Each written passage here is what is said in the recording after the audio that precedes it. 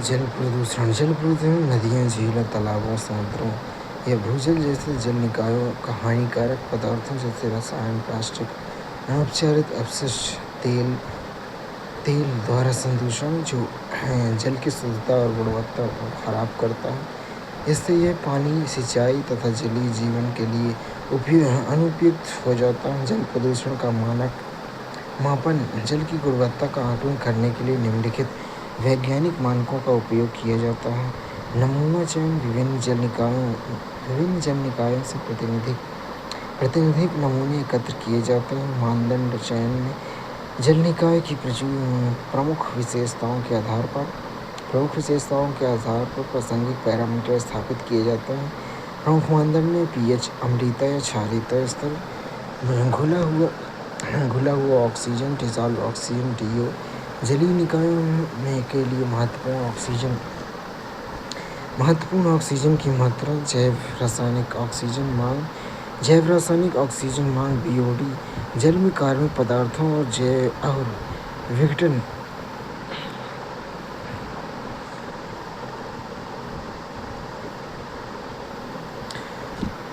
BOD, जल में कार्बनिक पदार्थों को विघटित करने के लिए ऑक्सीजन आवश्यक ऑक्सीजन की मात्रा, उच्च BOD उच्च प्रदूषण को दर्शाता है। रासायनिक ऑक्सीजन मांग COD, जल में सभी ऑक्सीकरण योग्य प्रदूषकों को विघटित करने के लिए ऑक्सीजन आवश्यक ऑक्सीजन की मात्रा, पोषक तत्व नाइट्रोजन, फास्फोरस की समता, विश्लेषण और रिपोर्टिंग में प्रयोगशाला में प्रदूषकों की सांद्रता को मापने के बाद परिणामों की तुलना में स्थापित जल गुणवत्ता मानकों से की जाती है तथा नीति निर्माताओं को सूचित किया जाता है। मीथेन हाइड्रेट जिसे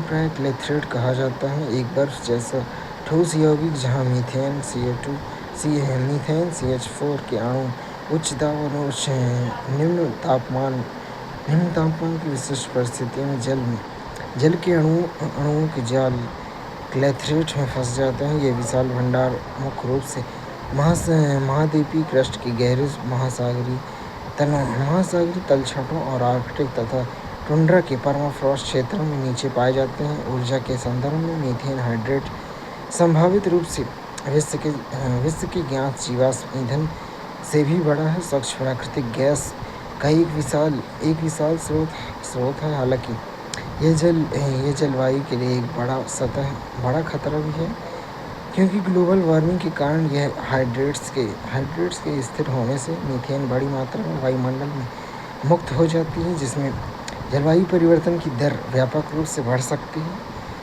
जलवायु प्रदूषण के कारण तथा उसके प्रसार में प्रमुख कारण में स्रोत, औद्योगिक गतिविधियां, विनिर्माण, खनन और तेल शोधन से अनौपचारिक या अपर्याप्त रूप से उपचारित अपशिष्ट जल का निर्वहन, जिसमें भारी धातुओं तथा रसायन शामिल होते हैं। तीव्र शहरीकरण और अपवाह, घरेलू सीवेज, सड़कों में स्टॉर्म वाटर अपवाह और ठोस अपशिष्ट के अनुचित निपटान से जल निकाय प्रदूषित होते हैं। कृषि पद्धतियाँ, कृषि भूमि में उर्वरक, कीटनाशक और पशु अपशिष्ट युक्त अपवाह, अपर्याप्त स्वच्छता, मानव अपशिष्ट का अनुचित निपटान और अनौपचारिक सीवेज, वनोन्मूलन, मृदा निम्नीकरण तथा और अवसादों का अपवाह जो जलीय पर्यावरण को बाधित करता है। जल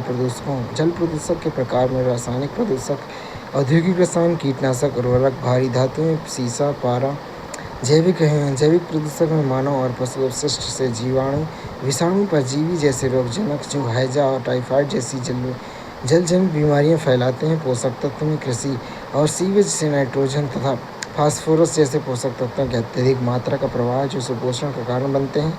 जहरीले पदार्थ PCB, डाइऑक्सिन और वाष्पशील कार्बनिक यौगिक VOC जो खाद्य श्रृंखला में जैव आवर्धन का खतरा बनते हैं। जल प्रदूषण के हानिकारक प्रभाव में मानव स्वास्थ्य, दूषित दूषित जल से हैजा, टाइफाइड, जठरांध संक्रमण सहित जल जनित रोगों का खतरा बनता है। खतरा भारी धातुओं के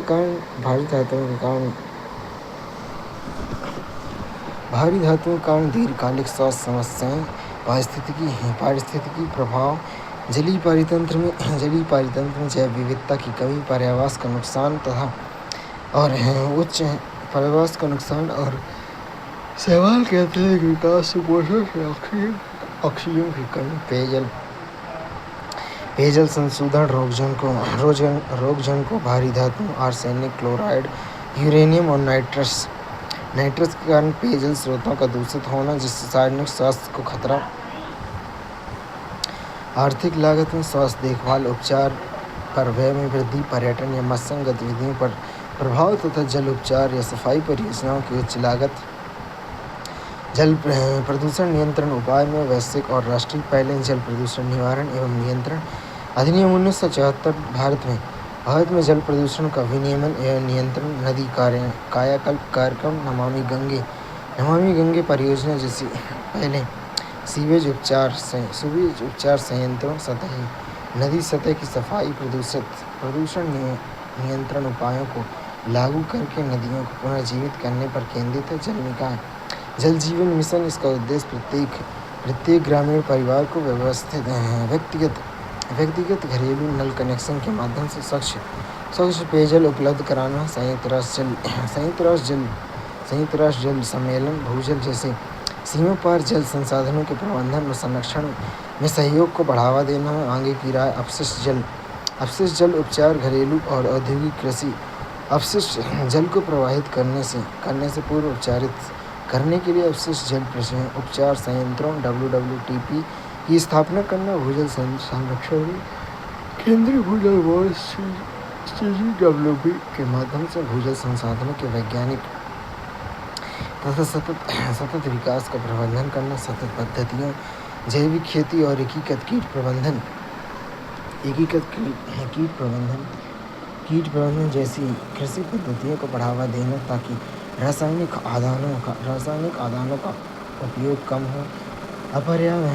अपरंपरागत जल संसाधन, अम्लीय, अलवणीकृत समुद्री जल, पुनर्चक्रित अपशिष्ट जल और वर्षा जल संचयन जैसे वैकल्पिक स्रोतों का उपयोग करना है। सामुदायिक भागीदारी, जल शक्ति अभियान जैसे कार्यक्रमों के माध्यम से जल संरक्षण एवं जागरूकता को बढ़ावा देना। भूजल प्रदूषण उस स्थिति को संदर्भित करता है जब भूजल जो पीने के पानी और सिंचाई का एक महत्वपूर्ण स्रोत है, इसमें हानिकारक पदार्थों या संदूषण मिश्रित हो जाते हैं। ये प्रदूषक सतह में रिस्क या प्राकृतिक रूप से भूवैज्ञानिक प्रक्रियाओं के माध्यम से जल धरती तक पहुँचते हैं, जिससे जल की गुणवत्ता खराब हो जाती है। भारत में कुल वैश्विक निकासी के 1/4 हिस्से के साथ भूजल का सबसे बड़ा उपयोग करता है। कुल निष्कर्षण का लगभग 89% सिंचाई के लिए, जिसके चलते भूजल प्रदूषण एक गंभीर चिंता का विषय बन जाता है। सामान्य भूजल संशोधन में अंतर्देशीय लवणता प्रभावित क्षेत्र राजस्थान, हरियाणा, पंजाब, गुजरात, उत्तर प्रदेश, दिल्ली, मध्य प्रदेश, महाराष्ट्र, कर्नाटक, बिहार, तमिलनाडु।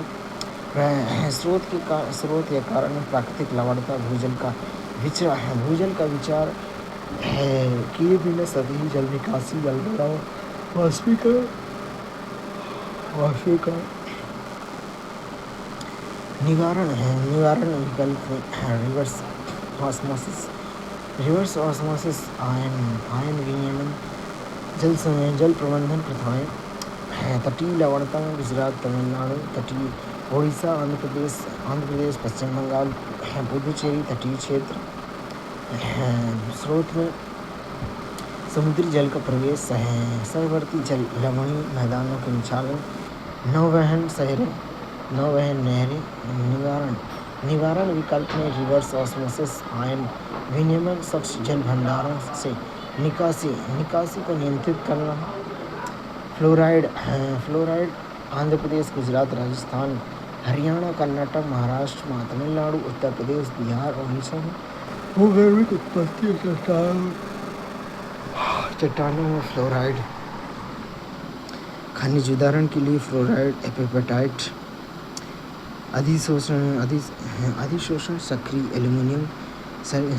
एल्यूमिना आयन विनियमन नालकोंडा तकनीकी रिवर्स ऑस्मोसिस आर्सेनिक में पश्चिम बंगाल, बिहार, उत्तर प्रदेश, असम, छत्तीसगढ़ भूगर्भिक स्रोत अवसादी संरचनाएं ज्वालामुखी। उदाहरण के लिए छत्तीसगढ़ में डोंगरगढ़ कोटरी भ्रंश क्षेत्र आर्सेनिक युक्त जलभृतों से भूजल सतही जल का उपयोग सतही जल के साथ तनुकरण और शोषण। आयरन में पश्चिम बंगाल, असम, उड़ीसा, छत्तीसगढ़, कर्नाटक कई राज्यों में स्थानीयकृत क्षेत्र भूगर्भीय उत्पत्ति कार्बनिक क्षय सूक्ष्म गतिविधि निम्न पीएच स्तर रेडॉक्स क्षमता रासायनिक ऑक्सीकरण वातन आयन विनियमन गतिविधियाँ नाइट्रेट जलोढ़ मैदान गहन कृषि क्षेत्र उर्वरक सेप्टिक टैंक प्रणाली पशुधन खाद्य सड़ने वाले पदार्थ कार्बनिक पदार्थ नाइट्रोजन निक्षालन की रोकथाम तनुकरण भूजल का उपचार डिनाइट्रिफिकेशन रिवर्स ऑस्मोसिस। भूजल प्रदूषण के कारणों प्राकृतिक कारणों भूवैज्ञानिक संरचनाओं में प्राकृतिक रूप से पाए जाने वाले आर्सेनिक फ्लोराइड और रेडॉन जैसे खनिजों का भूजल में मिश्रण मानवजनित कारण में औद्योगिक रसायनों का रिसाव कृषि के उर्वरकों नाइट्रेट फास्फेट और कीटनाशकों का अत्यधिक उपयोग नदी तल में बहुत अधिक रेत खनन तथा शहरी क्षेत्रों में अनुचित तरीके से प्रबंधित लैंडफिल एवं सेप्टिक टैंक। भूजल प्रदूषण के परिणाम केवल स्वास्थ्य तक सीमित नहीं हैं बल्कि ये पारिस्थितिकी और सामाजिक आर्थिक परिदृश्य को प्रभावित करते हैं। स्वास्थ्य जोखिम में दूषित भूजल से जलजनित बीमारी कैंसर जैसे पश्चिम बंगाल में आर्सेनिक प्रेरित है सहित तंत्रिका संबंधी विकार उत्पन्न होता है।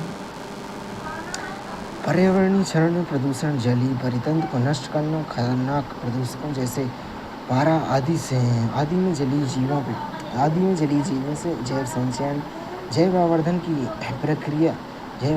प्रक्रिया होती है जिससे संपूर्ण खाद्य श्रृंखला दूषित होता है। उदाहरण के लिए केरल का पेरियार नदी बेसिन। सामाजिक आर्थिक प्रभाव प्रदूषित जल आजीविका कृषि। उत्तर प्रदेश बिहार में कुछ उच्च फ्लोराइड की कृषि उत्पादकता में कमी विशेष रूप से हाशिए पर रहने वाले समुदायों के लिए सुरक्षित पेयजल तक पहुँच को प्रभावित करता है। शमन के उपाय और विनियामक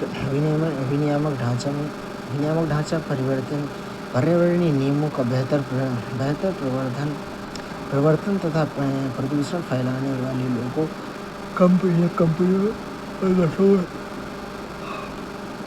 पर कठोर दंड लगाना। राष्ट्रीय हरित अधिकरण NGT ने प्रदूषण संबंधी मामलों को हल करने की महत्वपूर्ण भूमिका निभाई है। जल गुणवत्ता निगरानी संदूषण हॉटस्पॉट की पहचान करने के लिए केंद्रीय भूजल बोर्ड CGWB के कार्यक्रम के माध्यम से भूजल गुणवत्ता की नियमित जांच करना। सतत पद्धति परंपरागत कृषि विकास योजना PKVY जैसी पहलों के तहत जैविक खेती और एकीकृत कीट प्रबंधन को बढ़ावा देना जिससे रासायनिक उर्वरकों एवं कीटनाशकों के उपयोग में कमी आए। जल उपचार प्रौद्योगिकी दूषित पदार्थों को हटाने के लिए विपरीत परासरण या विसरण रिवर्स ऑस्मोसिस RO संयंत्रों और संक्रमित कार्बन फिल्टर जैसी उच्च जल उपचार अवसंरचनाओं में निवेश करना। उदाहरण के लिए आर्सेनिक प्रभावित क्षेत्रों में समुदाय आधारित इकाइयाँ। केंद्रीय भूजल प्राधिकरण CGWA भारत में भूजल संसाधनों के वैज्ञानिक और सतत विकास तथा प्रबंधन को सुनिश्चित करने के लिए नीतियों की निगरानी करता है। जल प्रदूषण संबंधित अन्य विषय में सुपोषण जल निकायों में नाइट्रोजन फास्फोरस जैसे पोषक तत्वों का अधिक संचय मुख्यतः कृषि अपवाह और सीवेज में प्रभाव शैवाल जलीय पादपों की त्वरित वृद्धि जिससे ऑक्सीजन की कमी तथा जल की गुणवत्ता में कमी आएगी। शैवाल प्रस्फुटन जल निकायों में शैवाल की संख्या में तेजी से वृद्धि सुपोषण का कारण जलनदमुखों से पोषक तत्वों का निर्वहन, मानसून में भूमि से जल प्रवाह, समुद्र में उत्प्रवाह आदि, जल का दूषित रंग, ऑक्सीजन के स्तर में कमी, जलीय जीवों, पादपों एवं मनुष्य के लिए हानिकारक विषाक्त पदार्थों में वृद्धि, पारा प्रदूषण,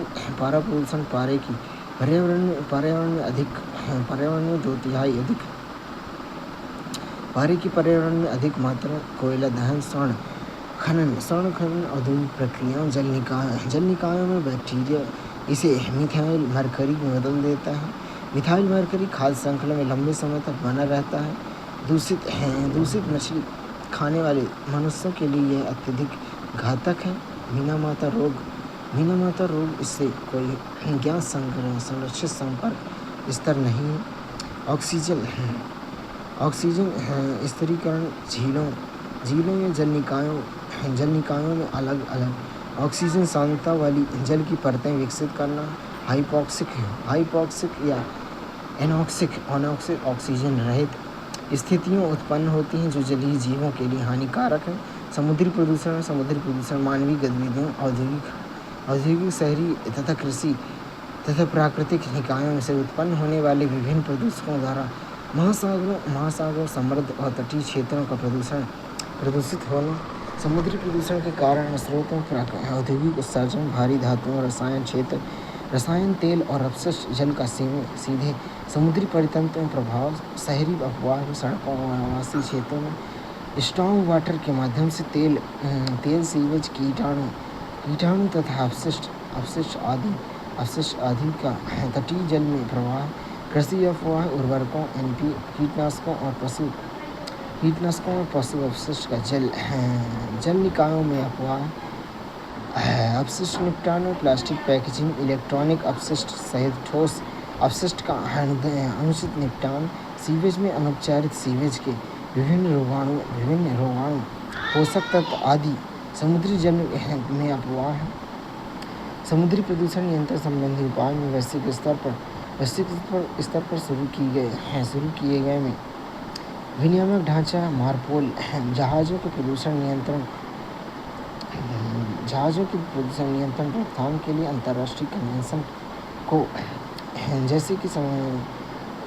कन्वेंशन जैसे समझौते जहाज प्रदूषण को नियंत्रित करते हैं। समुद्री संरक्षित क्षेत्र MPA समुद्री पारिस्थितिकी तंत्र और संवेदनशील पर्यावरण की रक्षा के लिए क्षेत्रों की स्थापना। प्लास्टिक प्रदूषण संबंधी प्रयास में संयुक्त राष्ट्र पर्यावरण कार्यक्रम UNEP का स्वस्थ सागर सुरक्षित अभियान तथा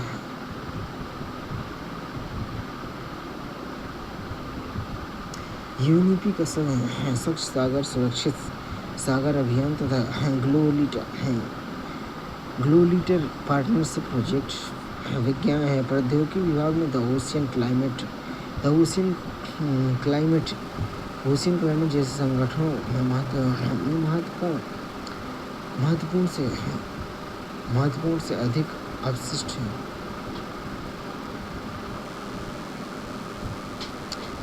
अपशिष्ट प्रदूषण द ओशियन क्लीनअप जैसे संगठन महासागर में प्लास्टिक अपशिष्ट को हटाने के लिए फ्लोटिंग तैयार करने हेतु कैडेट तकनीकें कर रहे हैं।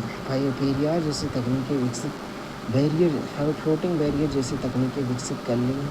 भारत द्वारा शुरू की गई पहल में तकनीकी तटीय विनियमन क्षेत्र CRZ विनय तटीय परितंत्र की रक्षा के लिए तट पर भौगोलिक गतिविधियों, निर्माण, अपशिष्ट निपटान को विनियमित करना। प्लास्टिक अपशिष्ट प्रबंधन नियम 2016 समुद्री पर्यावरण में प्लास्टिक